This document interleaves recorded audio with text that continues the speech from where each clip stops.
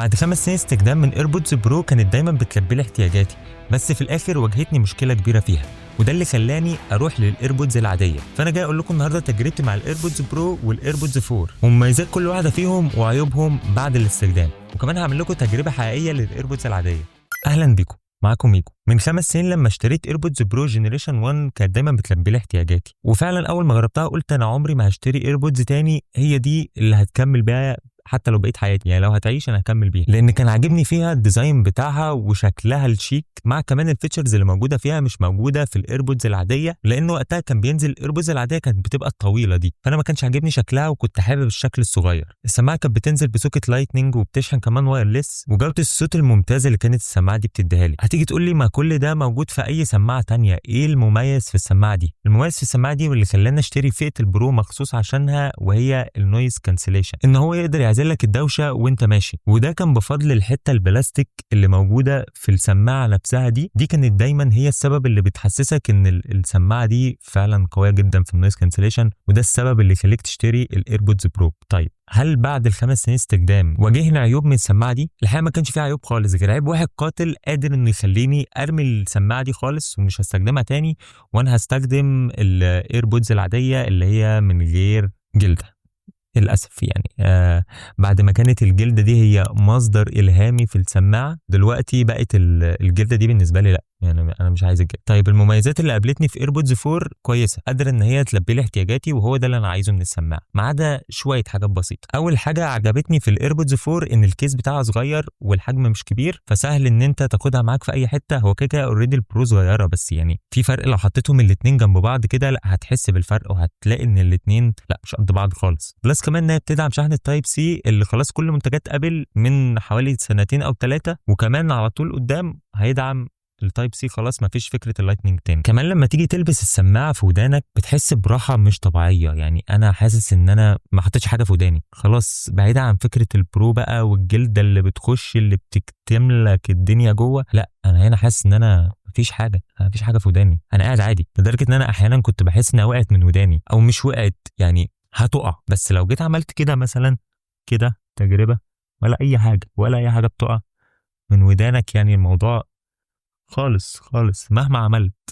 بس الحقيقه ان انت ممكن لو ودانك واسعه شويه اعتقد ممكن تتلكلك، يعني لان للاسف حجمها ثابت ومفيش جلده بقى، فانت تقدر تحط سمول ميديوم لارج على حسب المقاس اللي بيجي لك مع السماعه، لا انت هنا هو مقاس ستاندرد ثابت وشكرا، انت هتحطه في ودانك ثابت ما ثبتش خلاص. مش بتاعتنا بس في الاغلب بتثبت. تجربتي مع الايربودز 4 مع الصوت لا هي لذيذه بصراحه، ومش حاسس بفرق كبير عن الايربودز برو الجنريشن 1، يعني مجرد ما بشغل اغاني على الموبايل لا الصوت لذيذ. يعني دلوقتي انا بتكلم وانا سامع الاغنيه، انا سامع صوتي وانا بتكلم، فالموضوع مش اللي هو فكرته بقى انا حاطط سماعه والموضوع مكتوم نهائي، انا كل ده بكلمكم وانا مشغل الاغاني شغاله، درجه الصوت يعني اقل درجتين 3 عن الاخيره. يعني هل انا مش سامع صوتي عالي زي ما بنحط السماعات كده وبنلاقي صوتنا مره واحده ده بقى ضارب عالي؟ لا انا سامع صوتي وعارف اتحكم فيه. طب من ناحيه جوده الصوت، طب استنى اقفل الاغاني بس عشان الموضوع، من ناحيه جوده الصوت بتاعت السماعه حلو جدا، بس ممكن مع الصوت العالي شويه او اخر درجتين تحس ان البيز بتاع الاغنيه قل، بسمع الاغنيه تمام وكل حاجه، بس لما اجي اوصل بقى خلاص يا جماعه انا عايز اعلي الصوت على الاخر، لا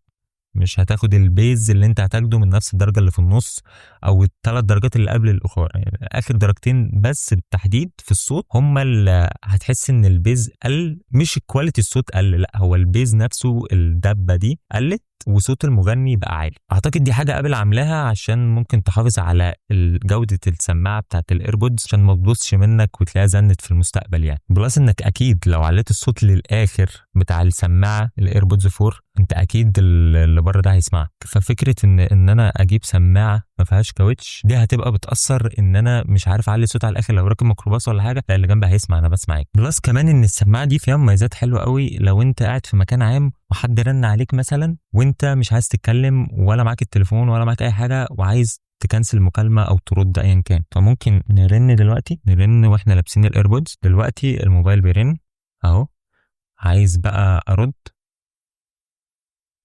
رديت فتحت المكالمه بالحركه اللي انا عملتها كده. طيب مثلا لو عايز اكنسل مثلا اهو الموبايل بيرن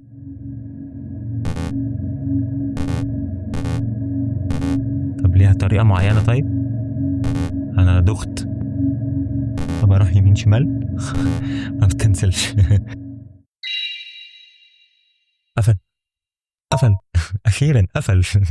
قفل بعد المحاولة ال15. بس هو في موضوع الرد ان هو بيرد على طول. طب تعال نجرب تاني اهو مثلا لذيذة قوي وبترد على طول. في فكرة ان انا لو عايز ارد او شايل حاجات بقى في ايدي ماشي في الشارع القصة دي كلها، فلا عادي، هي وانت لابسها في ودانك هترد معاك على طول. دي ميزة حلوة جدا. طب الفرق بقى ما بين الايربودز برو جنريشن 1 والايربودز 4 من ناحية المايك. بص احنا من ناحية المايك الحقيقة ممكن نجرب تجربة عملية نشوف الفرق ما بينهم. ممكن نلبس دلوقتي الايربودز برو اهي ماشي. ممكن نبعت فويس نوت لنفسنا كده على الواتس مثلا. ممكن نقول اهلا بيكم، معاكم ميجو. تمام، ده الايربودز برو وده الايربودز 4. دلوقتي هنسجل اهلا بيكم، معاكم ميجو. طيب تعالوا نسمع بقى. ممكن نسمع كده للاول هيبقى ايربودز برو، الثانيه الايربودز 4. اهلا بيكم، معاكم ميجو. اهلا بيكم، معاكم ميجو. في فرق بسيط بس ممكن نسمع تاني. اهلا بيكم، معاكم ميجو. اهلا بيكم، معاكم ميجو.